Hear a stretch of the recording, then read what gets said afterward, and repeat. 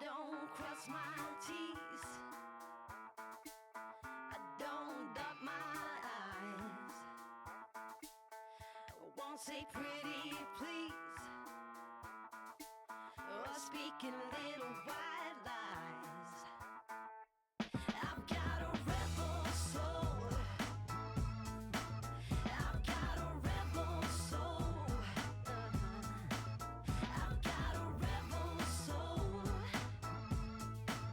I've got a rebel soul. Just get down with it, down with it, down with it. Just get down. I ain't no thing that you can chain with a ring. And I ain't no price for admiring eyes. I've got a rebel soul. I've got a rebel soul. I've got a rebel soul. I've got a rebel soul. Just get down with it, down with it, down with it. Just get down. I can be good when I wanna. I just don't wanna. I can be good when I wanna. I just don't wanna. I can be a good girl when I wanna. I just don't wanna. I can be good, I can be good, but no, I got a rebel soul. Hey, I've got a rebel soul. I got a rebel soul. Yeah, I've got a rebel soul. Hey, down with it, my rebel soul. Just get down with it, my rebel soul. Just get down with it, my rebel soul. Just get down with it, down with it, down with it. Just get down with it, down with it, down with it.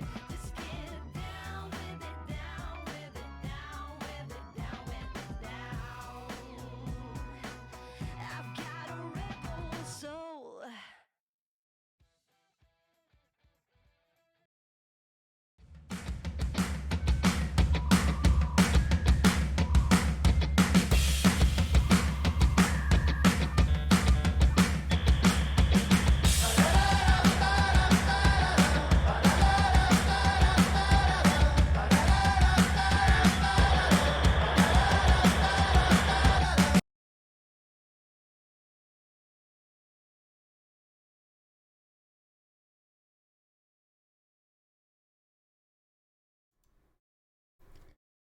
And hello, everybody. Welcome to Generation Orange. And of course, with my special guest, Jen Cooper. Hello, Jen. How are you? Hey, Sean. We'll just call this the Gen Orange podcast, right? That was good. Actually, that was good. I like it. I like it. See, no, technically, these are not new graphics. These are this intro has been for a while. Just getting it all sorted and situated. I think it's been quite an uphill battle at some point, but guys, obviously today has been the last couple of days have been kind of a couple of days. Let's put it lightly. Obviously, news coming out that James Clarkson was suspended from duties from the Dash as head coach until the resolution of the investigation. Yeah. And then also on top of that, it hasn't been officially announced yet, but I can say that the Dash will be announcing their interim head coach in the next 48 hours, give or take. And then also, I'm going to throw it out there early. I planned to say this a little bit later, but I'm going to throw it out there early, Jen. You were announced today as a member of the 2022, or an inductee of the 2022 Orange Blazer Club for the Houston Dynamo FC. Congratulations. Thank you. And you know they're only giving it to me because I have a Dash tattoo on my ass. Oh, that's got to be the absolute only reason. It has nothing to do with all of the thousands of hours of work you've put in various ways. For those that don't know where I actually know Jen from, I am the producer, air quote, of her podcast, The Mix Zone, that you can find. And yeah, you can see it at the bottom left of your screen, https://bgn.fm/the-mixed-zone with 2 X's. Yes. And I help her with that every week, cutting her audio, splicing her audio, transitioning her audio, all the fun stuff that you do with an audio podcast. And learning I do that. more about women's soccer every week. You know, some of the interviews, I gotta say this because it's something that's always been on my mind. Some of those interviews are some of the funniest and some of the most fun interviews. I'm going to emphasize the word some. There are a few in there where I'm like, They're a little dry. Can we get to the end of this one? Because I'm ready for the other, it's that kind of thing. But yeah, it is, I got to say this. It is an honor and a privilege to have you on. I know you probably sit there and go, oh, whatever. But it really is your followership that you've built up over the last, I'm going to be nice and not say the word decades. But it's been a while that you've been working it. You were one of the originals. You were on actually the FM radio or AM radio on Saturday mornings, was it? 1560 on Sunday mornings. 1560. Well, and 1560 the game before it was ESPN, and I was invited by Bogdan and Brian and some of the other guys to be a guest. Yeah, it's been such a ride over the years as we've gone from, I grew up in Houston, and I don't remember any rec soccer, and there wasn't soccer at my high school. There is now, and being at Rice, working at Rice when they added women's soccer 20 years ago, and that was huge because that was around the same time as you had the 99 Women's World Cup and the WSA launch, and then with the opening of NRG Stadium, we had this incredible facility for international soccer. So we start getting international soccer matches, right? I'm sure you remember Everton coming in 2004. And then boom, we got the best Christmas present ever in December 2005 with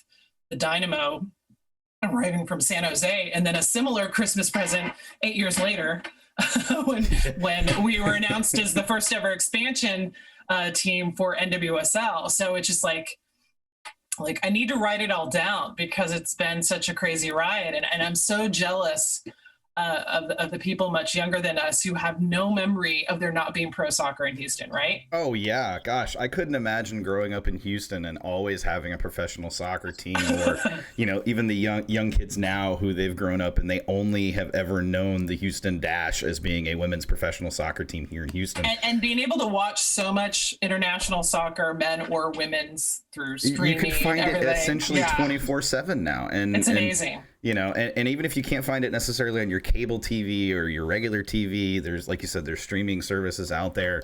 There's podcasts covering it now. I mean, back in the day, when I was younger, I'm assuming, same, but when I was younger, the only way to get coverage of any of this kind of stuff was either you had to do it yourself and look it up in the library in books, or you had to, rely on newspaper articles from reporters that cared much more about other things than soccer. Because soccer definitely did not bring in the readers back in the day. That was for sure. Or you got the old black and white newsprint version of Soccer America or something like that. Yeah. We're so old, Sean. Oh, thanks. Speaking of black and white print, I want to throw this out there as well. For those that don't know, Jen Cooper has released via Keeper Notes the Dash or NWSL Almanac, correct? I haven't released the latest one because I'm so horribly behind. There's a previous one. It's okay. Get the older one. Yeah. There will be an errata eventually released, right? Yeah, That's how that I have a dash manac, as I call it. Nice. The dash. The Dash's win at the Challenge Cup in 2020. All about the almanacs and capturing all that data. And you have a very, very thorough women's soccer almanac, if I remember correctly, that is still somewhere out there. Oh yeah. Almost all my stuff is women's soccer. Yeah. Yeah, and it is. That was specifically this thick, if I remember correctly. I mean, not quite that thick, but it sure felt like it was that thick. When I first saw a copy of it, I was like, "Wow, that is really a lot of information."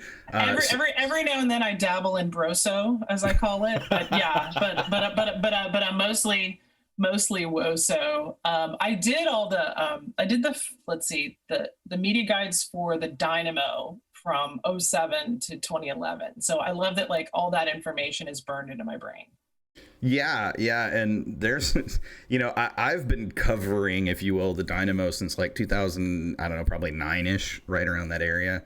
I definitely followed them in 2006 and 2007, but in 2009 I kind of dove in head first, and even trying to keep it all just the Dynamo side, not even including the Dash side or the women's soccer side, just trying to keep it all in my head in a way that I can, oh yeah, that match that we played, 5 years ago against San Jose, we won it 3-2. That was well, that's why I love that that we were around when all of this started, right? We were there for day one with the Dynamo and then the Dash, because once those years are gone, it's really hard to go back and capture that history, right? Oh, So yeah. I love that it's like that. That's why I've spent so much time on the women's soccer almanacs, because that data disappears. And even in this day and age, with all internet and all these amazing things like the Wayback Machine and stuff like that, there's still a lot of data missing. Oh yeah, absolutely. Well, obviously we got to talk about the white huge elephant in the room. What how do I word this? The indefinite suspension until the resolution of the impending investigation of James Clarkson from head coach duties. Well, yeah. So let's phrase it this way: the shoe finally dropped, and I'm not saying that as a joke so much, that it got to the point last November that James was the only coach remaining from the beginning of the 2021 season, right? Because we had a lot of coaches get let go for a lot of horrible reasons. Of course, we also had NWSL coaches move on for really great reasons, like Mark Parsons getting the Netherlands job or Mark Skinner getting the Man U job. But it's like, it's kind of weird. Like as a Dash supporter, it made me nervous. I'm like, okay, how have we been so lucky, right? It's just like, Absolutely. this is kind of weird. And the timing of this is so strange to me. And of course, we have so few details. Like basically the release was, this is part of the big investigation that started last fall, when you had a lot of stuff breaking down at different clubs in the league, the league getting rid of the commissioner and saying, all right, we're doing a major investigation. So we have no idea the specific timing of this complaint. We have no idea what the exact nature of the complaint is. Obviously, it's important that the privacy of whoever made the complaint is maintained. I really appreciate that the club acted swiftly and clearly and just said, the league recommended suspension. We're suspending until we have final investigation. Because a year ago, this policy, this anti-harassment, anti-bullying, anti-discrimination, the league was just putting it in place. The previous 8 years of the league, there was no policy like that and no mechanism for players to, who felt aggrieved or harassed or abused or whatever. There was no true mechanism for them to file a complaint and have something done about it. So as horrible as this is for Dash fans and anyone who knows James Clarkson and for James himself, I appreciate that this mechanism exists and that we've kind of helped the league move into a much more professional era of how you handle this, how you treat people, how you treat players, because that's paramount. It's unfortunate to me, and I think this is just how media works in general these days, that just by the suspension, even if for whatever the accusation is, James is totally exonerated, this stain sticks, right? Because unlike if you were working for a private corporation and something happens and they suspend you until there's an investigation, and then maybe you get cleared, but the public hasn't heard about it. Here, well, it's a pro sports league, everyone's heard about it. Yeah, absolutely. And of course, as we've seen, and this isn't just specific to women's soccer, but anytime there's horrible news like this, especially considering all the like domino effect of news that we saw coming out of the league last year, well, sure, you have the major outlets pouncing on it. I mean, the people texting me and calling me going, oh my God, what do you know? Or is this true? Yeah, and I'm just like, just don't text me right now. Yeah. It's really hard, but I want to remind everyone, it's like, we don't know the allegation. no one's guilty of anything yet. The club, I am so pleased, especially with Ted Siegel and Jess O'Neill in charge, that they acted so quickly and just said, you recommend suspension, we'll suspend, and until we know more. It breaks my heart as someone who's known James for so long and know everything that he's contributed to this club, even well before the dash, that it puts him in that position. Now, if he really did something, obviously he deserves to be punished. Sure. But if he didn't, how do you can't take back even just the hint of it, right? Yeah, the damage to the reputation is already done. Yeah. It's out there, it's on the internet, and it's never going to go away. Along that lines, I think it's very important. You mentioned and you said and spoke to the difference now in having an actual process in place, an actual what's the word I want to use? Actual a recourse. The player has recourse. Recourse, and I am very pro the fact that it's an anonymous. You can anonymously, report and complain, and I think it's important because we've seen in other instances where there were concerns from individual players around potential repercussions coming for potentially exactly. And so that removes any concern around that, any possibility around that. And I think to your point too, we don't know what transpired. We may never actually truly find out, to be honest. Even if they come to a conclusion, it may not be fully released publicly because there are all sorts of regulations and things like that govern all these things, and employment issues. Even James himself may never know what the actual complaint is. Absolutely. In terms of being able to protect the person making the accusation. Yep. And it's just, it's like, I never want to, denigrate the person making the accusation, but it's like, we can't know, I'm sure whatever happened and for whatever reason they feel aggrieved, I'm sure it's completely valid in their eyes. It's like you can know one person and it doesn't mean someone else's experience of that person is the same, right? And the Absolutely. two don't necessarily cancel each other out. No, I don't know if you remember, this is really dating myself, but when you had the accusations against Anson Dorrance more than 20 years ago for sexual harassment, and you had a lot of the former North Carolina players issue a statement of like, none of us would hesitate to send our daughters there. We fully support him. And at the time, that's when Rice was launching its women's soccer program, or it was like a couple years later. The coach who had played at North Carolina, one of the things she said to me, and I was really struck by this, and it still sticks with me today, that she was recommending Houston youth players to go play at North Carolina. So someone she'd recommended, their parents reached out and said, oh my God, what should we do? And, and she's like, she'll be fine. It's all fine. But she refused to sign that letter, because the letter that all the alums put out, because she said, I didn't overlap with that player. I don't know what her experience was. Yeah, I know what absolutely. my experience was, but I do not want to suggest in any way, shape, or form that that she's making something up, because I wasn't there. I don't know what she experienced. Absolutely. And I thought that was just brilliant.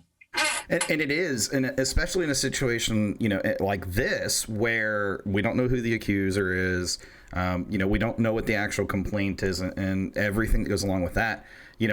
All we can do is at this point just believe what was accused, or what was stated, or what the complaint was. There we go. That's the wording I want to use.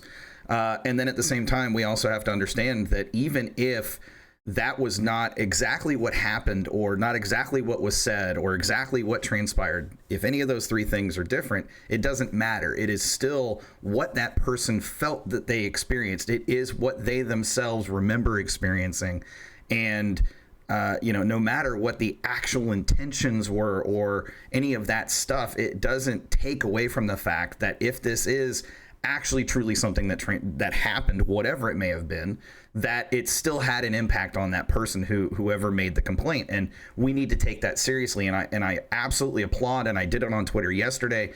I applaud how, and to your point earlier, I applaud how fast the organization reacted to it, how fast they handled it. They didn't hesitate. They didn't wait for more information. They didn't try to cover it up for any period of time. They addressed it immediately. They put out a press release immediately, and they're moving on with their business, and they're not, they're dealing with it. And I think that just speaks to the change and the dramatic shift that we were talking about earlier in how the league has changed. You were talking about there weren't even these, and how the club has changed. The club has changed. The evolution of this club, yeah. And I think women's soccer and how it's changing now. It's obviously not completely where it needs to be. There's still plenty to do, especially globally. But it's a start. We're starting to see those things start to come into alignment where they should have been 20 years ago.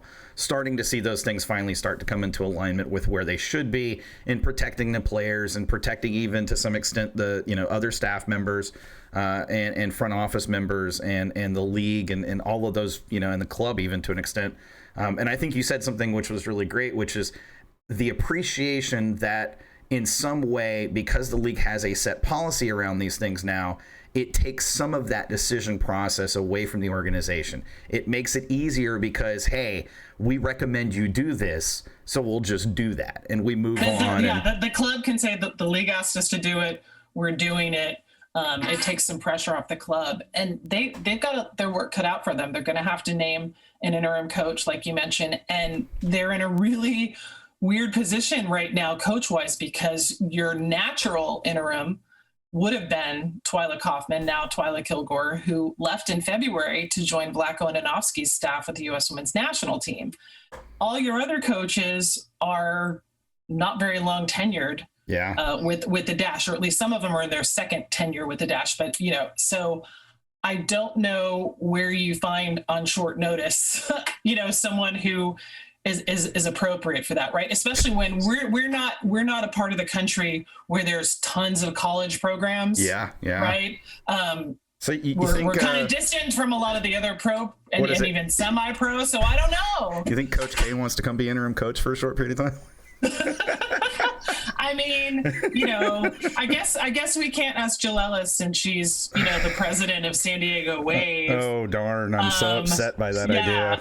Let's see. Pia Sundhaga is kind of busy with Brazil. Somebody, I have to bring this up. Yeah. Somebody in chat brought up Eddie Robinson for interim head coach, and that's why I made that motion of face palming and hand on head. No, absolutely not. No way, shape, or form. No offense to Eddie. No offense to Eddie. I love, Eddie's role with the team back in 2018 and 2019, he was invaluable.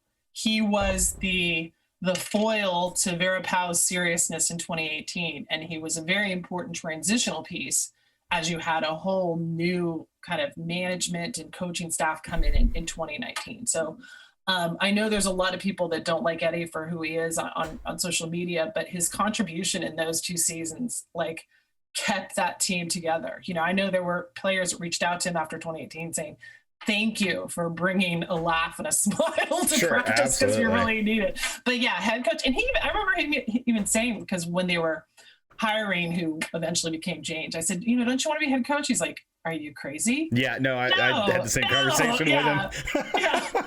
He's like, no, I'm happy to be assistant. Tell me what to do, but no, don't put me in charge. Yeah, Eddie as an as a assistant coach was much more of a player liaison than he was necessarily a true assistant coach. And he like I said, he told me as much, and I appreciated that because to your point, and I heard that from players as well, that they appreciated having that person who understood.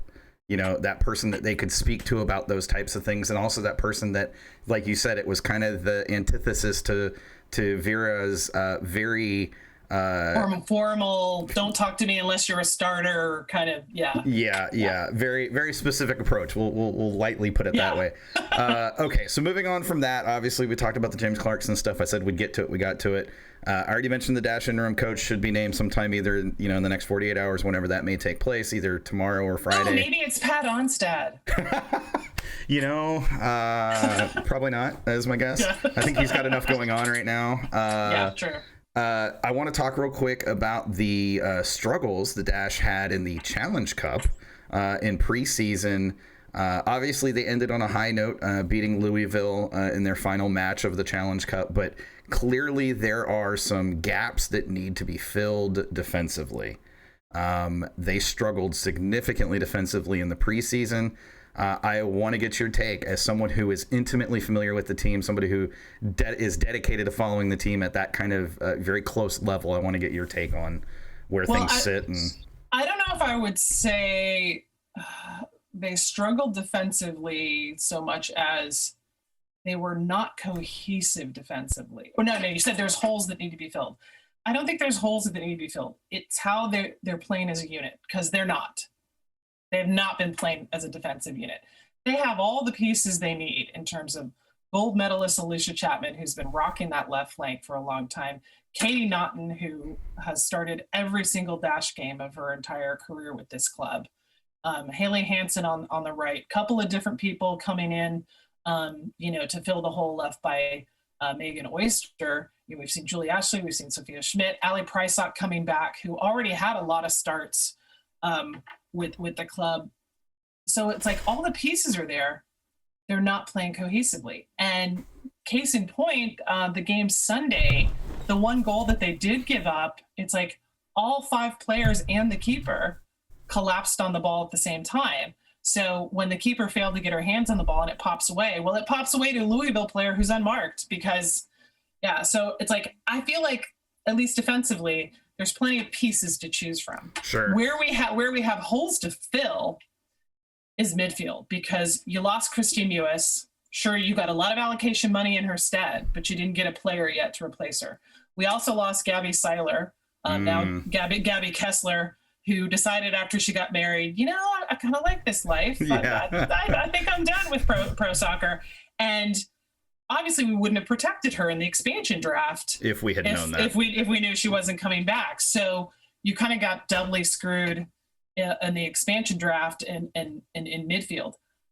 We've brought in some new players like, Maria Sanchez, amazing. She led the club in assists and Challenge Cup. She looks really good. I think we're just going to see more and more from her and Rachel Daly combining, and her and Michelle Prince combining.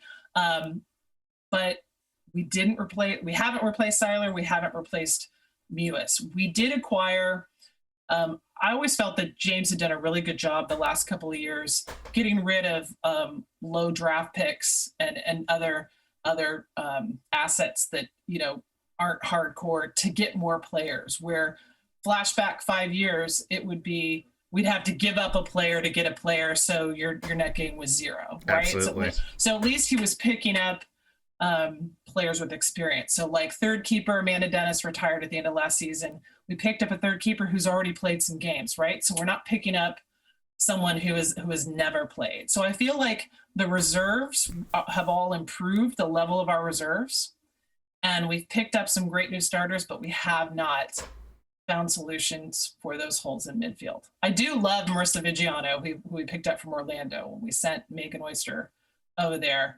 but one person can't do that by herself. Yeah, absolutely. And obviously she's not a Christy Mewis, so. Absolutely. So every week when we have a show, Mark will put out a poll question of the day out on our Twitter. And so I'm going to go ahead and offer this one to you. Okay. Poll question of the day. So what is your expectations for the season? Well, let me give you the actual options. Actually, I'm just going to bring Mark in because he knows what they are off the top of his head, and I don't. Mark, where you at? Join. There he is. Hey, Mark. All right, so I've offered up the poll question of the day, but I don't know what the choices are offhand. So would you like to share those choices with Jen so she can give her answer to that, and then I'll give my answer to it as well? Hey, Jen, what's going on? Hey, why do you have Club America at the top of your scarf totem? Yes. Does that mean it's at the bottom? Because actually, the team at the bottom is the most important. Yes, the team at the bottom is the most important, but just have to kind of get the color coordination going. That explains why Arsenal are second from the bottom, right? Anyways, Jen, first and foremost, before I ask you this question, I want to give you congratulations myself personally for the Orange Blazer induction that you got here going on. So lots to you. So, I know you and Sean been working together for a while now, and congratulations to everything and continued success. Yeah, couldn't have done it without all of my manions. Well, with that being said, obviously, like Sean mentioned, we always have a poll question of the day when we have a show. And today's question, obviously, we wanted to based on the Dash opening up the season and everything going on. Aside from the negativity that's going on right now, the black cloud around the club. But, what are your expectations for the season this year? Playoffs or outside looking in again? 20%, it's actually 50-50 right now. You're going to be the tiebreaker. So. Ooh, I'm the tiebreaker. Yes, you are. I'm going to say it now. They're going to finish 5th. They're going to make the playoffs, but just barely. That's good. I mean, obviously this black cloud that's hanging over the team at the moment right now is not what you want to start off the season, right? But, if at the end of the season they make the playoffs, I think at the end of the day, you kind of reach the end of the rainbow and you got a little bit of gold left over from the leprechaun. So, well, I try to think of it this way. When we look at the teams that lost their coaches very suddenly over the last 6 months and how some of them have responded, so Washington Spirit, their coach is removed mid-August. They haven't lost a game since. All competitions, they haven't lost a game since. North Carolina loses their coach probably in the most dramatic, horrific revelations. And they lost a lot of players traded away. They've been looking good in Challenge Cup. Portland was dealing with, a lot of crap, won the Shield. And knew that their coach was leaving to go over to coach the Netherlands, right? So my hope here, the look for the silver lining is that the players, regroup, come together. We've got some potentially great leaders in Rachel Daly and Jane Campbell as captains, and just go, hey, this shit's getting serious all around us, but, let's control what we can control. Sometimes that, outside adversity can make a club stronger. And I really hope that's what happens here. No, for sure. I totally agree with you. I think when you can unite and band with your sisters in this case, obviously, you can come together as a unit, as a group, as a team, and hopefully you make that strong push towards the playoffs. And hopefully that comes out here for the Dash. We're always behind them 100%, the players and staff and all that good stuff. So, Jen, before we let you go, man, I have a question I want to ask. I was in the chat. And it's a little off topic, so don't. Oh, I love off topic. I love off topic. What's the origin story on the tattoo on the cheeks? Well, it's only on one cheek. It's not that big. Oh, okay. But I'll share this story. So 2020 Challenge Cup, it was all done in a bubble in Utah. I was on the call for all the Twitch feeds, the international feeds. Of the games, not the ones on Paramount, but basically if you were anywhere else but the US. So just like the players spent a month in Utah in a bubble, I spent a month in Florida in a bubble doing the studio. Basically the only places I were my hotel room, the studio, and Outback Steakhouse. That was basically my office, which was at like 20% capacity and, dividers and all that stuff and masks. And the Dash had kind of an up and down first round. They had a very exciting high scoring draw, and then they totally dominated a game, and then they kind of stumbled in their third game. And then they had a really great game to finish the first round, but they still lost. One of those games where you outperform the team in all categories, but you lose 1-0, right? And then they go into the quarterfinals. It's a really tight game, ends up 0-0. They win in penalties. And it was awesome to see like the confidence of the players taking the kicks, the confidence of Jane. She made 2 penalty kick saves. Yeah. So I remember when that game ended, and I'm just like hyped, right? Because when I'm calling the game, I can't be a homer, right? Yeah, I'm not calling a Dash broadcast. I'm calling an NWSL broadcast. So if I am working a Dash game and we do really well, at the end I have all this pent up energy because I have haven't been able to necessarily express it all on air. So when that game was over, I said to our producer, I was like, I'm calling it now. We're winning the whole thing. And he goes, oh, really? He's like, what, put your money where your mouth is kind of thing, and I said, fine, if we win the whole thing, I'm getting a Dash tattoo on my ass. There you go. Yeah. And so we won the semifinal. The final was pretty intense. So we score early from the penalty spot, like 5th minute. And then it's just like 1-0 from us the whole game, right? So it's like, and then Shea Groom has that stoppage time goal to cement it. The second she netted that goal, the producer is in my ear going, "It's ass tattoo time." You know, and of course I can't go back on my promise, right? No, absolutely not. Yeah, and of course it's like shutdown time, so it took forever to be able to find someone, to be able to do it safely. But eventually I did, and I immediately sent a picture to all the producers in Florida, and they actually printed it out and put it up on their bulletin board. Awesome. And one of them tweeted that he texted me today when he saw the news about the Orange Blazer Club. So he put dash tattoo greater than Orange Blazer. He might have a point there. I know. And I remember showing it to my sister that Christmas. She's like, "Oh my God, that's totally a gateway tattoo. You're just going to get a lot of tattoos now." I'm like, "No, this is like a once in a lifetime. I would only do like, no, you missed the meaning altogether." But I like this. Oh, it's a gateway tattoo. You know what the sad thing is, Jen, and it's funny because I forgot who I was talking to at that moment. I was like, we were looking at the odds of what the teams were to win this inaugural Challenge Cup, and I think the Dash were like last place. Oh, everybody picked them last, and I have to say, just like we had the luck of Dynamo inheriting the best team in MLS when we got them in 2005, and us getting to be the first team to be an expansion in the Dash, I think we had a lot of luck that year that if Orlando hadn't pulled out, it would have been a very different schedule. Because Orlando had to pull out of that tournament, it shifted the whole schedule, and I think that benefited us a lot. And I do want to share with you, I'm not going to show you the tattoo, but I want to tell you what the design is, because I came up with the design myself. Okay. It says, "Kiss my Dash." Nice. Okay. And the typeface, of course, is Cooper Black.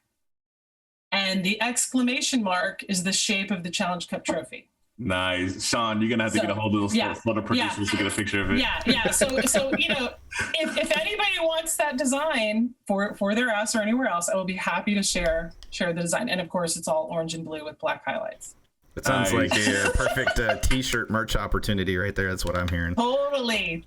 Good thinking, Sean. Yeah. I'm always thinking of merch ideas. Well, Jen, thanks for joining us. Mark, you have anything for Jen before she kicks off? No, thank you, Jen, for joining us today, and obviously, kind of going on with the flow of the Dash. And again, congratulations on the Orange Blazer. But man, congratulations on that tattoo, because that's actually awesome. Thank you, guys. Real Have quick, a good show. Real quick before you hop out, you want to share your socials and your podcast? Oh, yeah. For our viewers and listeners? You can find me on Twitter in two places, at Keeper Notes and at Mix Zone, and that's MIXXED Zone. I post the Mix Zone podcast when I'm not too lazy, about once every 2 weeks or so, Sean. Sure, let's go with that. Yeah, let's go with that. It's hosted at bgn.fm. That's the easiest place to go. They've got a pull-down menu for all their podcasts, and then you can find the Mix Zone. But the next episode will be out later this week, thanks to the production expertise of Sean. Yay. Awesome. Thanks, right. Thanks, Jen. Definitely appreciate you joining us, and hope you have a good one. And I know you got plenty else to get back to, so thanks again. All right. Later. Yeah, dash the fuck on. Yes. And that's the story of how our show got banned from Twitch and YouTube. Thanks, Mark, for that. No, I'm just kidding. So, guys, it is 8:07 on Wednesday, and I did say that we had a huge announcement that I wanted to drop on our Twitch show. I don't know how many people are actually tuned in right now, but I've been saving this. I'm going to drop it. Mark knows what it is. We already talked about it. Guys, we've been asking you for a while to subscribe on YouTube for a very specific reason, because we have a thing that we've been trying to get to, and I am happy to announce that we have achieved the very important mark of 100 subscribers on YouTube. And what that means is we've gotten our custom YouTube URL. You can see it down at the bottom left of your screen, over there actually. Bottom left of your screen, youtube.com/Generation Orange Show. That's right. We have a custom URL now for YouTube. No more having to remember that crazy string of characters and letters and numbers that were just randomly generated. Now we actually have the custom URL. You guys can, if you haven't subscribed already, easy to subscribe now. You have no excuse not to subscribe. Of course, as always, we're live on Twitch Wednesdays, 7:30 to 9 when we're available, most every week, though, especially during the season. And you can always get the... Whoa, Eric, what's wrong? You can always... Wow. I feel hurt by that, Eric. I'm not gonna lie. No, I'm just kidding. Let me add a little to it too. I mean, and I know this is a little predated, and we're gonna get into more details coming up Monday on May 2nd. You'll just keep a look at on our Twitter feed. But obviously, guys, we're trying to continue the momentum of growing the show, both here on our stream and on social medias and stuff like that. So we're gonna be having a couple of giveaways here for our Twitch and YouTube subscribers, our Twitter followers as well. Just tune in May 2nd on our Twitter. We'll have more details about the giveaways and things like that.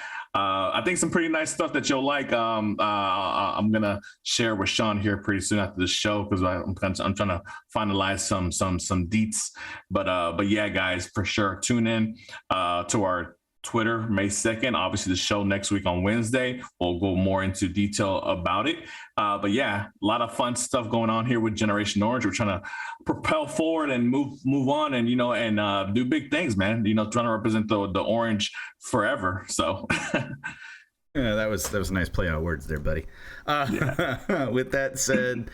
Obviously, guys, it's a huge thing for us. We've been working towards this for a very long time, trying to get to that 100 mark, and here we are at 100, and it feels great. But we're not done. We're not stopping. This really is just the beginning. And I say that all the time, but I truly mean it. There's a lot more we're working on, a lot more things coming down the pipe. So stay tuned for sure. But with that said, hey, it's been rivalry week for over a week now. I feel like we've got to talk rivalry week. So let's talk.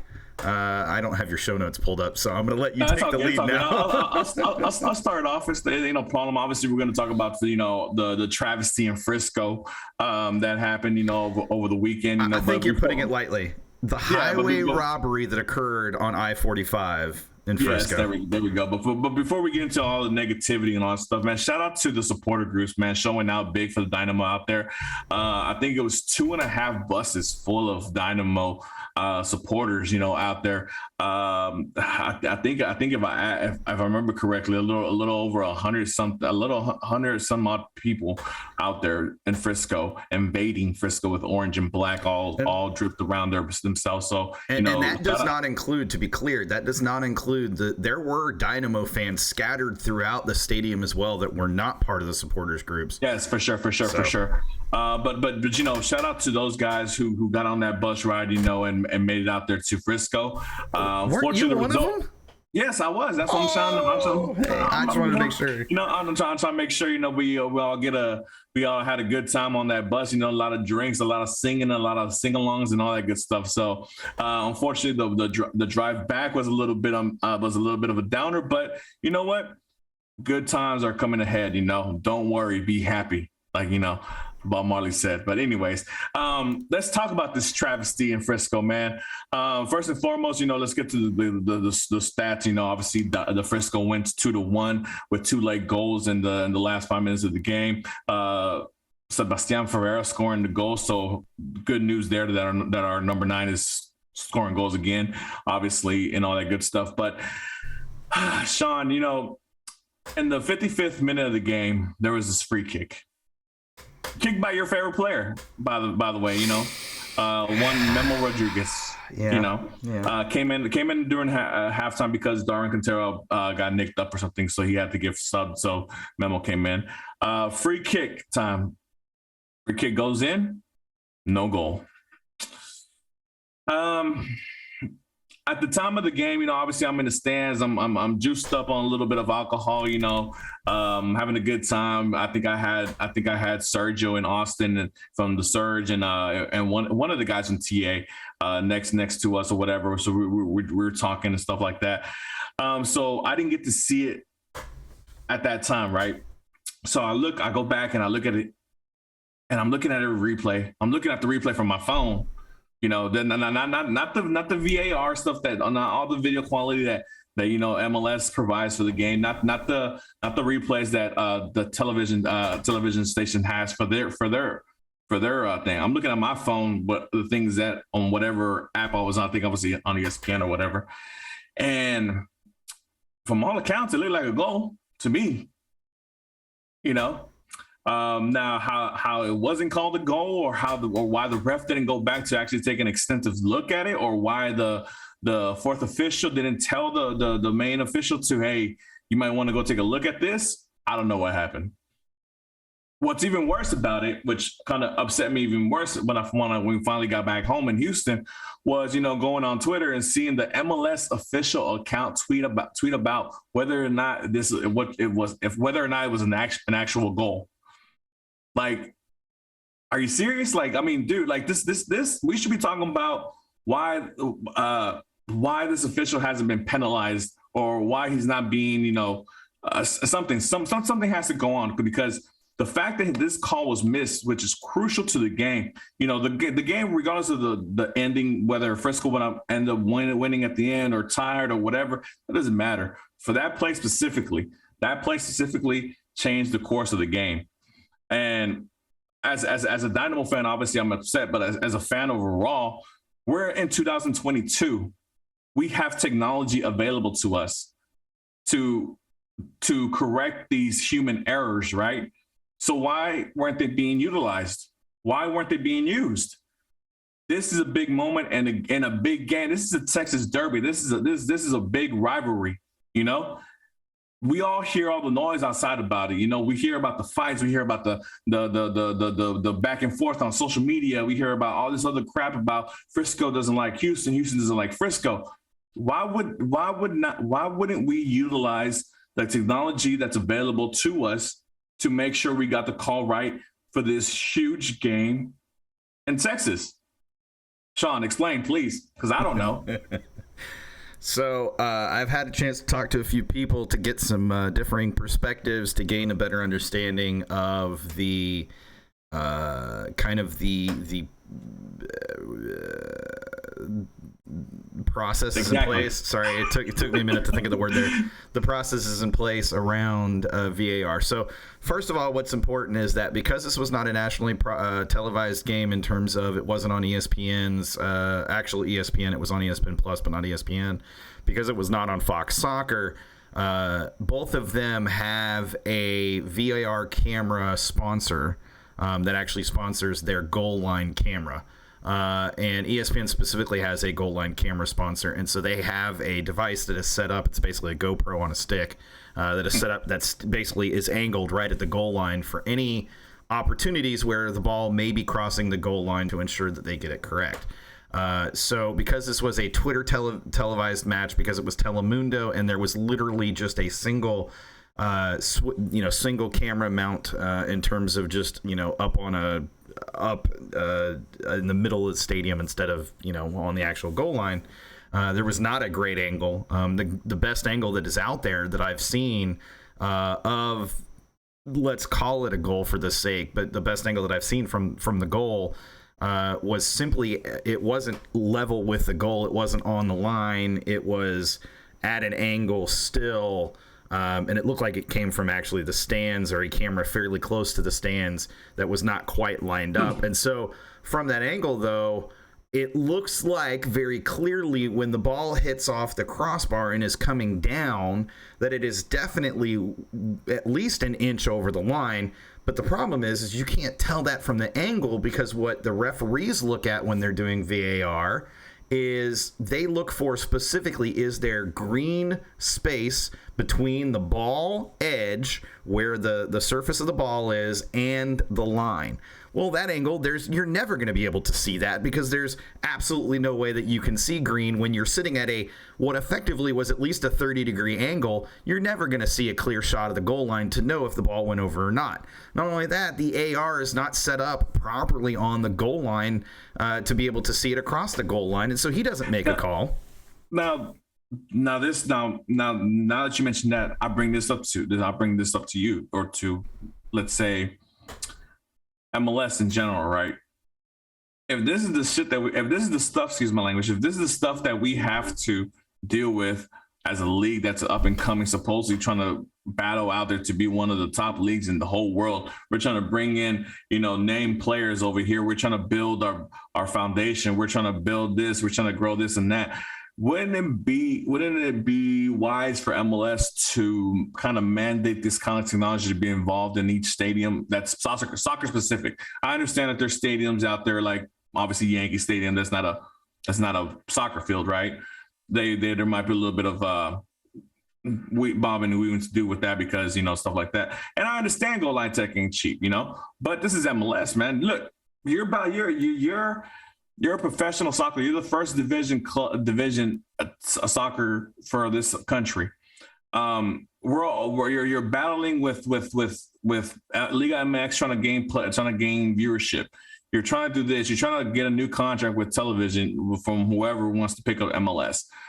You got these new franchise fees that are in the $500 million that people are paying for these new franchises. Money's available. So, with that being said, it's frustrating, dude. Like I think Sanford said, this makes MLS look like a Mickey Mouse league. It does. It really does. And then I think I saw somebody on Twitter mention, I can't remember who it was, that the whole ball didn't cross the line. Like, dude, come on, man. It's not about the whole ball crossing the line. It's the exact same thing as American football. If the tip of that, it's not.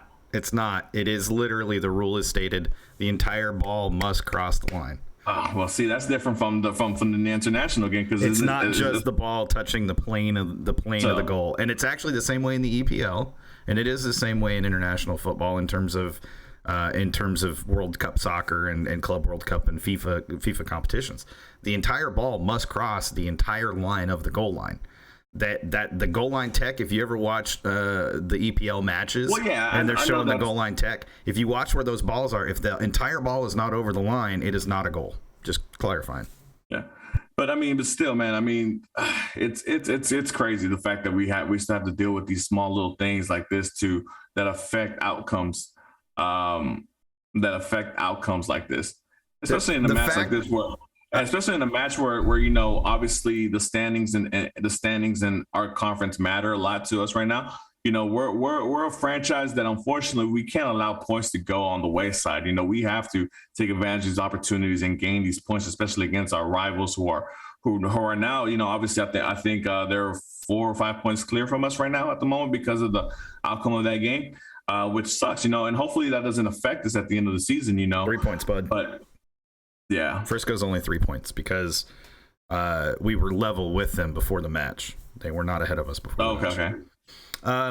So I do want to talk about this, but I want to talk about this from a slightly different perspective, and that is the perspective that, number one, that was as you noted, a turning point in the match, but number two, the importance of not allowing a moment like that to dictate the game.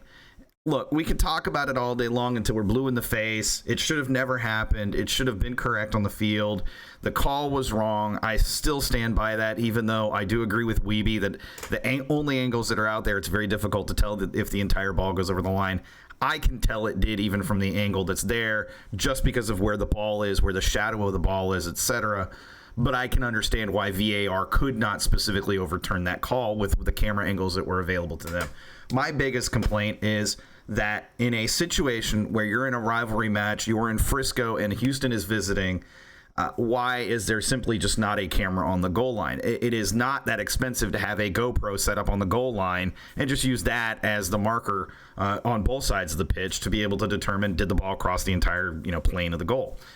Regardless of that, though, it comes to the players to not allow those situations to dictate the match.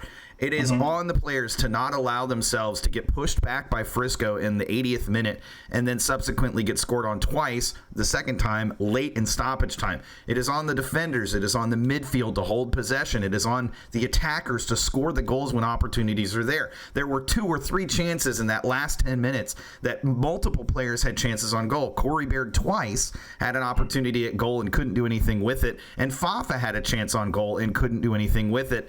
And there were other chances well before that should have also been goals. We had breakaways. We had opportunities. We had shots that just didn't go in. We gave up possession, and all we were doing in that last 10 minutes or so of the match, we were in a defensive shell of our formation and our tactics. We were just lumping the ball all the way as far as we could down the field, hoping that someone would run on it. But that's not Corey Baird's game, and he was the only fresh player out there. Fafa was exhausted, and you could see it in how he was running at the end of that match.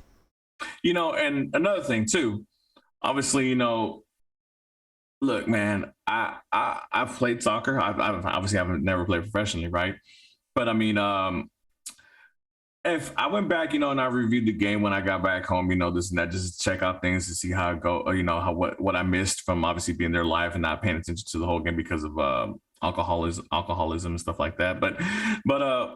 But the thing that annoyed me the most, and this is to put a little bit of blame on the Dynamo, because we got to hold our own team accountable as well, on that free kick for when they scored the game-winning goal.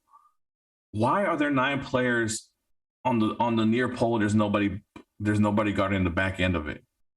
Nobody. Sean, you could have scored you could have scored from that free kick. I could have scored from that free kick. Like, there was nobody there. I don't understand it. When I saw it, I promise you, Sean, and it was funny because I was driving yesterday and I was listening to Glenn's show and he brought it up, and I was glad. I was like, man, maybe I was going crazy, or there's something that I missed or what happened. But I literally saw 8-9 Dynamo players. I didn't count them. Glenn said it was 9, so I'm going to go with what he said, on the near post, and there was literally nobody guarding the back end of it. Dude, no wonder Frisco won. Like, that goal was hold on. Do you want to know whose responsibility that back post was? Because I saw who was there when the initial play was developing at the time, when they were working out who was going to be where. That's fine. You can tell me, but let me just finish this thought real quick. But regardless of whoever's responsibility was out there, I mean, dude, you're a team. You have to look out for each other. Like, you couldn't, 1 or 2 of y'all could have gone back, could have moved back, at least it might have not been your place to move back, but shit, I mean, as a player and in the moment, you have to think like, dude, there's nobody guarding behind us. What the hell's going on? I'm going to be like, you know what? Okay, I'll sacrifice myself or whatever. And then there's another thing as well, obviously you just mentioned it, Sean, about players, being out of breath or being, heavy legged or whatever, this and that, where are the substitutions? Where are the reinforcements? I mean, like, I think Griffin Dorsey was out there dying, gasping for air when I was looking at the replay for the last 10 minutes. That man out there was dying, in my opinion. So, I mean, but I don't know. Like I said, we got to hold our team accountable as well. I think the Dynamo obviously let a great opportunity to go by gaining 3 points at Frisco, but we should at least come out of there with some points. So, it's we got to look ourselves in the mirror as well and understand that the Dynamo tactically let themselves down as well. Go ahead, Sean. So you're going to tell me whose responsibility it was? No, actually, interestingly, Eric, you're incorrect. It was Memo Rodriguez. It was his responsibility to be on that that post in particular. Far post. Far post. Far post. He actually was there before the play began, and then he pulled out and was kind of off. He was off just a little bit away from the post. And if you're watching the replay of that goal going in, you can see him just kind of watch as the ball goes by. Like he doesn't even make an effort at it.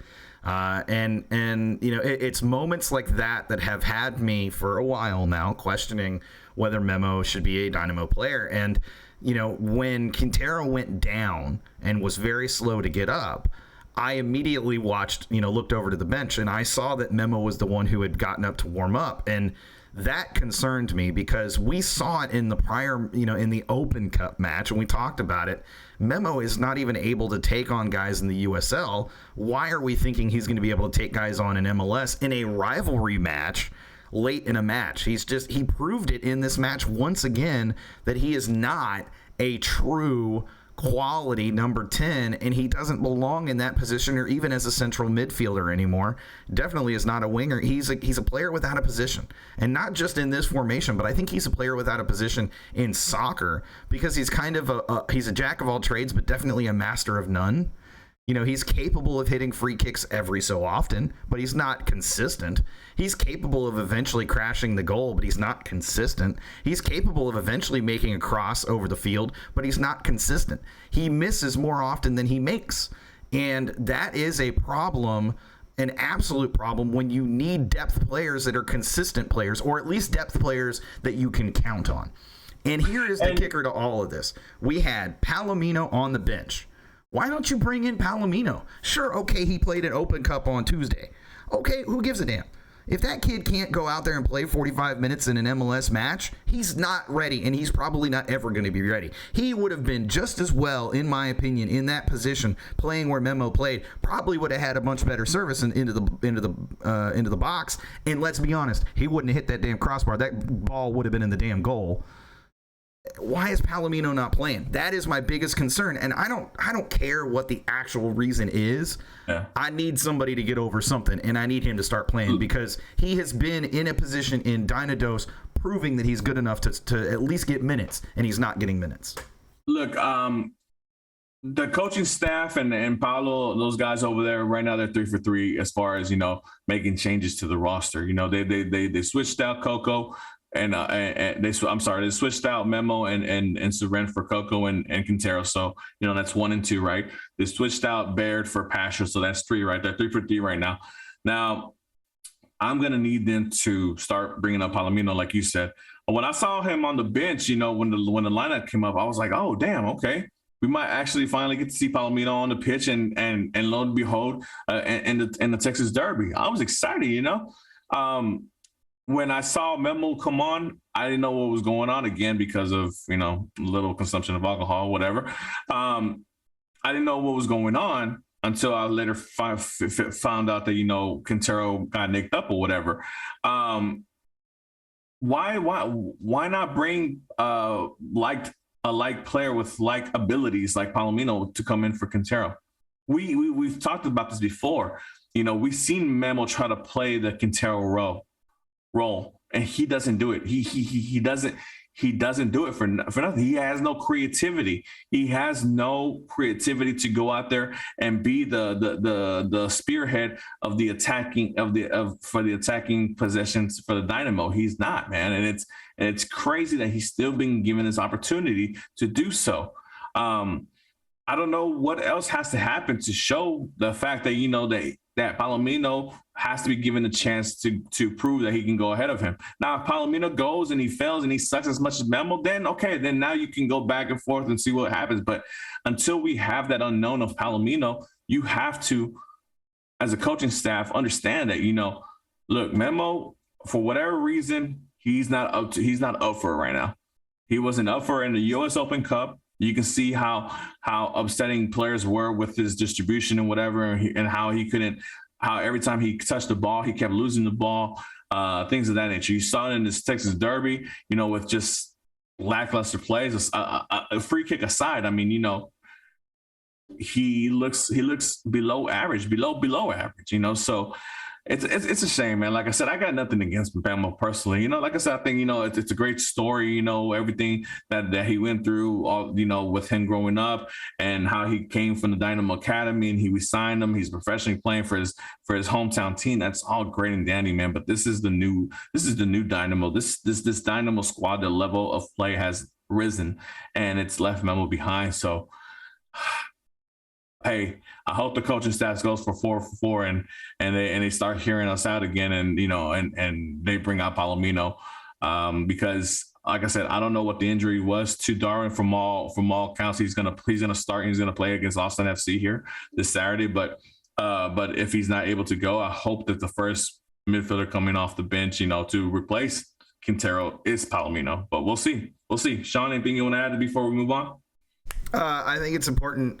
You mentioned the subs earlier and how they were used. I think it's unfortunate that Paolo was put into a position where he had to be more strategic almost in a way with his substitutions because of the injuries to both Quintero and Vera throughout the match. And let's be honest, Frisco were very physical across the pitch.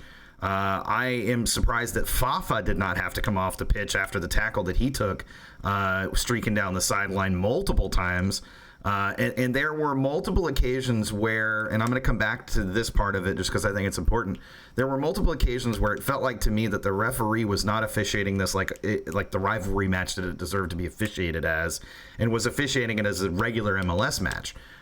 It was very clear when a Frisco player went after fouling Griffin Dorsey in our corner on our side of the pitch. And Dorsey stayed down for just a moment. It wasn't even like a long time. It was a very short period of time that he was down. The Frisco player, who was still there, went and picked him up by his underarms, under his armpits, and lifted him to a standing position. And then Griffin Dorsey sat back down. And when Griffin Dorsey sat back down, the Frisco player engaged in some, what was very clear, even from our distance and our position, very clear, probably some very vulgar language and some very pointed words. And instead of the official actually doing something about it, the official just kind of watched it, gave a foul, and didn't give anything further, not even a yellow card. And then later in the match, when there was some retaliation as a result of other things that took place, yellow cards were given to Dynamo players. It is unfortunate that it was not officiated adequately for the level that this match deserved. And we knew that this was going to be a physical match. Frisco plays that way. We know that our defense, at least our midfielders in defense, can play that way. So we know that it's going to be a physical match, and it's a rivalry match. And the environment is going to be conducive to that sort of play. So to have an official that wasn't ready and prepared for that, to me, that's MLS letting us down. Yeah, for sure. I mean, these derbies, they're not just another game. These things are important, not just to the squads and the clubs involved, but supporters. I mean, like I mentioned, 100 plus supporters going up to Frisco to watch this match. I'm pretty sure we're going to see the same amount from Austin coming down to Houston to see the match. I hope we have a better set of referees for that match, and vice versa, with Frisco coming down to Dallas, coming down to Austin, or coming down to Houston. These supporter groups in Texas, they really care about these derbies, and we do too. That's why, we have these shows. That's why we have these supporter groups. That's why we have these clubs. But with that being said, obviously we're not gonna keep bantering on with it. It's on to this Saturday, man. This Saturday, part 2 of rivalry week against Broccoli FC, Tree FC, whatever you want to call them, those fools in green. This Saturday, it's an early start for Dynamo standards. It's a 12:30 start, so it's make sure you get your sunscreen, guys, because it's gonna be a nice little sun blaze going on there. But go ahead, Sean, you want to say something? Yeah, I actually was just putting a message in the chat for myself.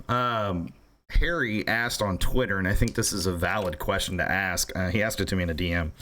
Is this a must-win match for the Dynamo against Austin in relation to Copa Tejas? I don't think it.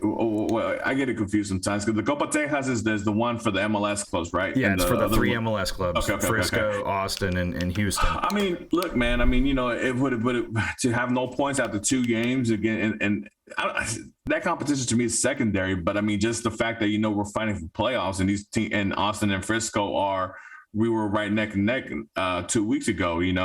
Obviously Austin right now currently second in the Western Conference. I think Dallas is 4th. We're 7th, which is the last place to be in for playoff contention. To answer your question, Harry, just to be right off the bat, to the specific question that you asked about Copa Tejas, yes, it puts the Dynamo at disadvantage to be down 2 games, with no points gained, if that does end up being the outcome. But most importantly, it puts us further back as far as our playoff push, and obviously not taking advantage of our opportunities, because before we start talking about the Austin game, I mean, just look at the last 2 games in general. I mean, Frisco and the Portland game very easily could have been 6 points. Very easily could have been 6 points. But out of those 2 games, we only end up with 1. I mean, it's opportunities that are not being taken by the Dynamo. It's situations and chances that they're letting go, and it's still kind of the same old Dynamo kind of peeking. It's trying to peek its head through. Even though we know we have different players and different coaching and things of that nature, but it's tough sometimes because sometimes obviously because of the whole thing we've been through for the last half decade and beyond. It's kind of like, oh, here we go again. The Dynamo are out there attacking and dominating on the ball and getting these easy chances to score, but they're not scoring, and we're losing points. And then on the back end, the teams are scoring up against us. Soccer is very, very unfair sometimes. You can be the most dominating team and still lose. That's the whole thing about soccer. And unfortunately for us in the Dynamo, we've been on too many of those sides of us being the better squad, but not scoring any goals and losing points. But, we'll see. But with that being said, Sean, obviously, like I mentioned earlier, early Saturday start, 12:30 against Broccoli FC. Sean, obviously, I think you said that we were going to tie against Dallas. I said we were going to win. We were both wrong on that account. And I think we both said that we were going to get wins against Austin. Austin coming in, obviously, they're, like I mentioned beforehand, second place in the conference behind LAFC. Your thoughts on this game, and what do you expect to see from the Dynamo, and what do you expect to see from those guys in green over there? Oh, we're going to beat that ass. We're going to beat that ass? Mm-hmm. We're going to beat that ass. I think that's somebody to say out here. Beat the hell out of Austin. Yeah. Do you want to get into predictions? I know we're kind of getting pushing up here on time here pretty soon. So yeah, before we get to predictions, this will only take just a second. So, question came in chat from Doggo. Apparently, Quintero and Vera should be good to start on Saturday. Have you heard anything about them? I will let you know. I have heard from a pretty reliable source, that both Vera and Quintero should be good to go. That the knock that both of them picked up were. Quintero was pulled from the match. He probably could have stayed in. He was pulled for precautionary reasons. His injury is not something that's going to keep him out of Saturday's match. And then Vera's injury that he sustained, basically, if you want to think about it, he was basically kicked or like thigh on thigh in a very uncomfortable way. Kind of like a dead leg at just the wrong spot. And it was enough that it was causing him kind of like, it was discomfort and uncomfortable. For him to carry on, and so that's why he was pulled from the match. He tried, and it just wasn't. He didn't have it all the way after that. So I think it's very likely we see both of them start again on Saturday, and I think they've both been in practice, fully practicing, so they're good to go. Okay, cool. Yeah, that's good to hear. Obviously, I think I saw on the Dynamo's Twitter page that Darwin's he's practicing like normal, so I wasn't really expecting him to miss any time. That's the first I hear about Vera, so that's good to hear about that, because Vera is obviously a very important part to our defense. But Sean, so obviously prediction time. What do you think? Obviously, we know that you're going to say Austin wins, because that's what I'm going to say, and that's what we're hoping for. But predictions, score lines, who's going to score, and then we'll go with both predictions. And before we get to that, somebody Golden Knight says, are we meeting up with WATV? I don't know what the hell WATV is, but no. I don't know. I don't know. Yeah, I don't know who that is either. Yeah. I think George T. Dose is probably George T. from The Surge, by the way. He just followed us. What's up, George? Thanks for the follow. What's up, George? I called him George Dose. George Dose. WAP TV. Whoa, George.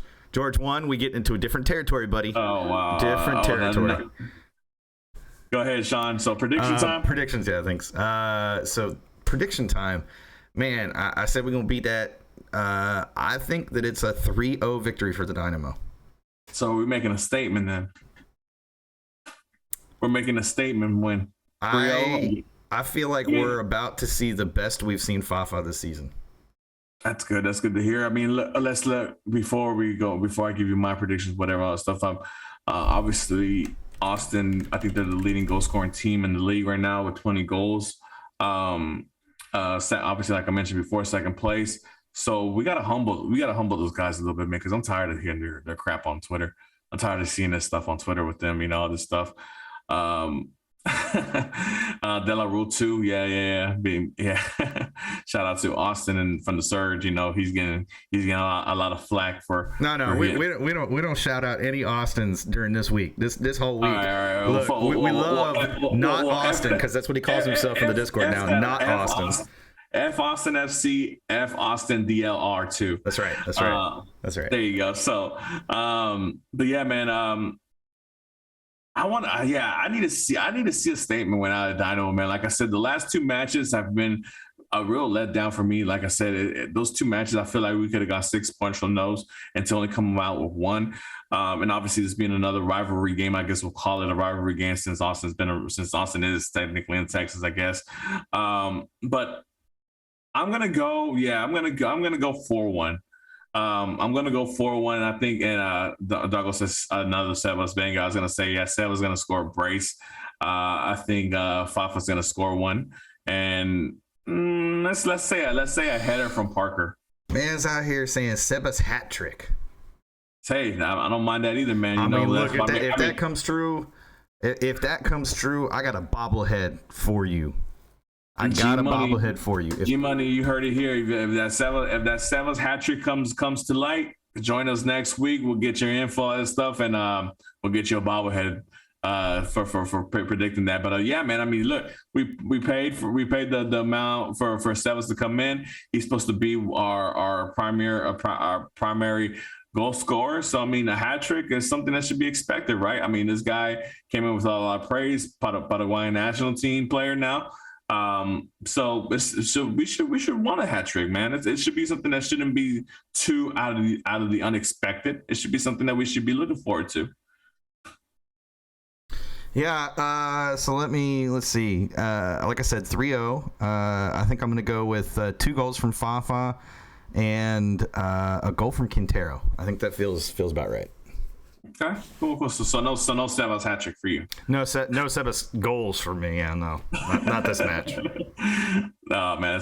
Hey, somebody asked, can you guys do an unbiased combined 11? Oh, man, I would have to look up all their players. To be honest, I don't pay too much attention to those guys in green over there. To be honest, except for what's going on with their DP, who's out there verbally abusing his wife or something like that. I don't know what's going on, but that's none of my business. Yeah, man. I mean, dude. Like I said, it's gonna be early game time. I'm looking forward to the crowd being packed. I mean, look, it's a good thing to have the match that early. It gets people out there early and still able to give them an opportunity to go and enjoy downtown after the game is over, and hopefully with a Dynamo win. So I think it's gonna be a pretty fun atmosphere early that Saturday afternoon. So I'm looking forward to it, man. And there's supposed to be a surprise from the supporter groups that day too, as well. Something about maybe a tifo. I'm not too sure, but we'll see. But Sean, anything else you want to add to this Austin FC game? Anything you want to include or add to it?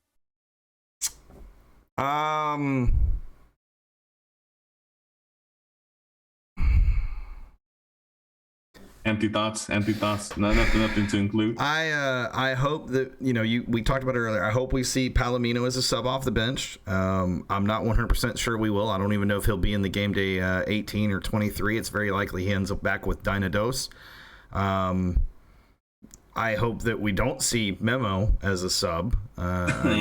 Just for obvious reasons. I am kind of thankful that Hidavi is not going to be part of this match, because I think that he would be the type of player unintentionally that would be too wild and physical for this type of match. And so I'm thankful we'll probably see Parker and Bartlow again, and I'm okay with that. I think as a defensive pair, they're actually pretty dang solid, and I'd like to see more of that defensive pairing moving forward. But I'd like to see us. Not about that match. I got one other thing before we close the show, but not about the Austin match or Aston match. That's all I got. No, that's cool. I mean, I don't have nothing else much to say. Like I said, I'm just looking forward to it. Like I said, I left with a sour taste in my mouth coming back from Frisco. Now I'm trying to make sure that we don't do the same thing for us, especially at home when we come out, or the Dynamo come out here and just steamroll these guys. let's steam some broccolis this Saturday. So, Bashan, go ahead with whatever you got to go, whatever you got going coming up. Doggo made a good point. Teenage is available because he didn't play against Frisco, so red card suspension. And that was he's available. I still hope he doesn't play, to be honest. This is not the match to play him. With that said, the thing that I wanted to talk about real quick, you're going to have to come back to me. That's the longest I can break because my brain went two different directions now. It'll come back to me. Okay. So in the meantime, while that comes back to Sean, guys, obviously, with the Austin match coming up and all that stuff, I mean, is there anything you expect to see? Is there anything, predictions for y'all? Anything that you want to see or anything different that you want to see from Paulo as far as, inclusion of players? I think the starting 11 is pretty much set, except for obviously the rotating center backs because obviously of injuries and suspensions and things like that. But I think, our starting 11, to the fact that they've been on a constant roll of them starting games on a consistent basis is pretty good for them as well. You can see the chemistry is really involving with those guys. Like, the only thing for me is that I wish that they would finish up and score more goals like they're supposed to. Case in point, the Portland game, they had 2 clear shots in the first half. They had a third one in the second half. Like I said, they could have won that game. The Frisco match, obviously they had a couple of shots with Corey Burton in the second half. They could have scored, put in the back of the net. It's missed opportunities that keep bringing back the Dynamo, keep holding the Dynamo back, because, like I said, we're sitting right now at 13 points when in reality we could have been at 18 points at this moment, which would have had us at second place behind LAFC. But we can't do nothing but the past. We can look forward to the future, and hopefully, they correct those things and they get a little bit more cerebral with their finishing. And shout out to Steve Clark as well. Like I said, like Sean mentioned in this chat, he's balling out. Bailing out the Dynamo as well. And he's doing all he can. He's been a major upgrade at goalkeeper over what we had the last couple of years. So shout out to Pat for bringing him in.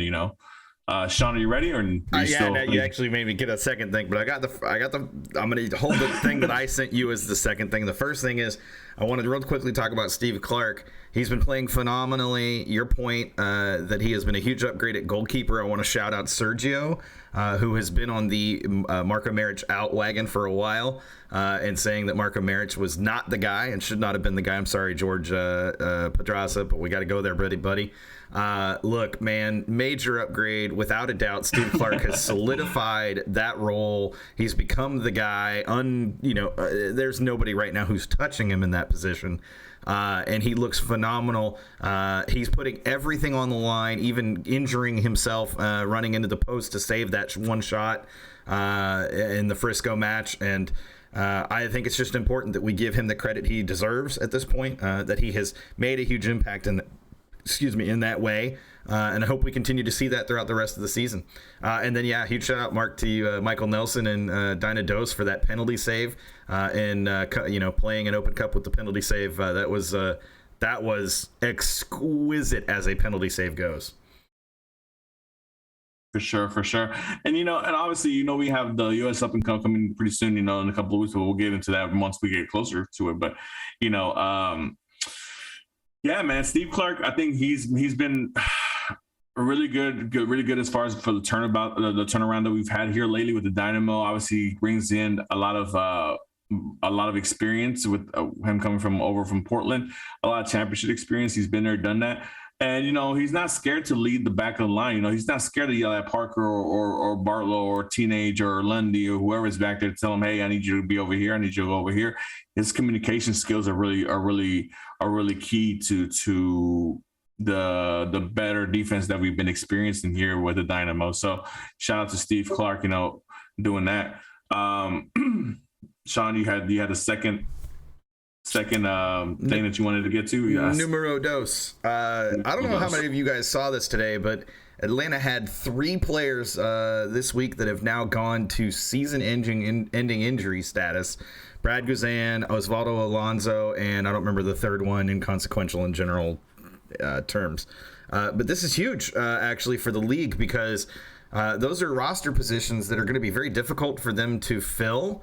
They're not going to be able to just bring in players from overseas or outside of domestic players. It is a huge opportunity for teams to have a player that maybe they feel needs a change of scenery, like a Memo Rodriguez, or a player who fits a role that they're looking for, like a Darwin Seren, or other players at other positions that maybe we would like to try to upgrade.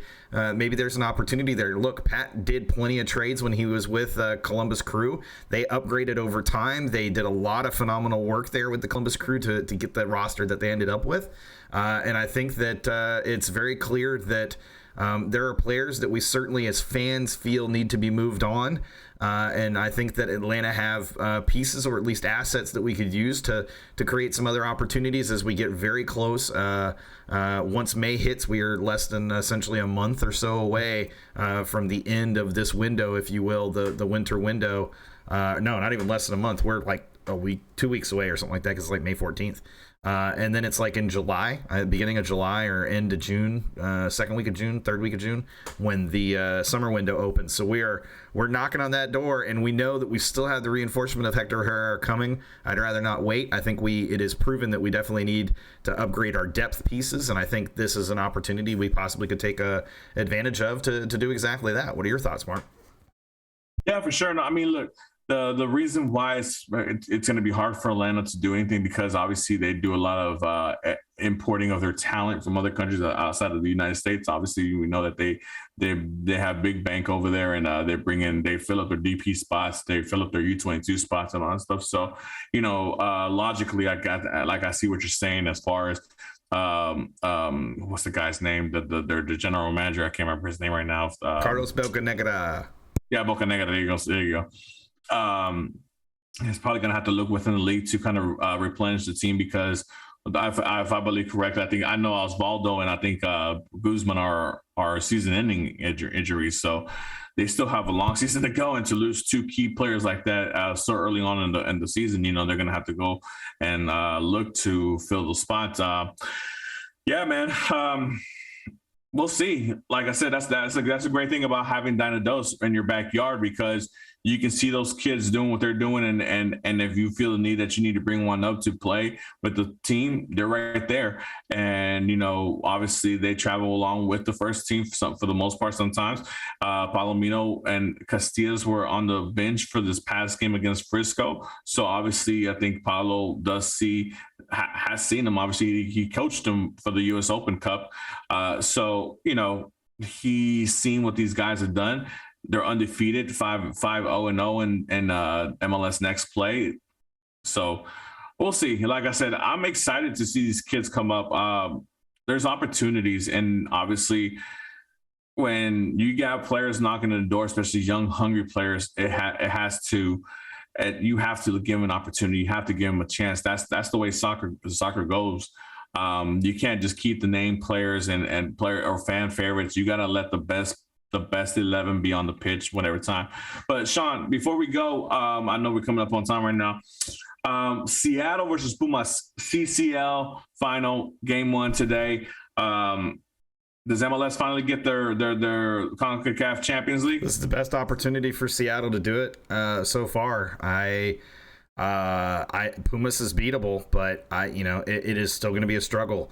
It's up to Seattle, and honestly, we face Seattle in like a week and a half, 2 weeks.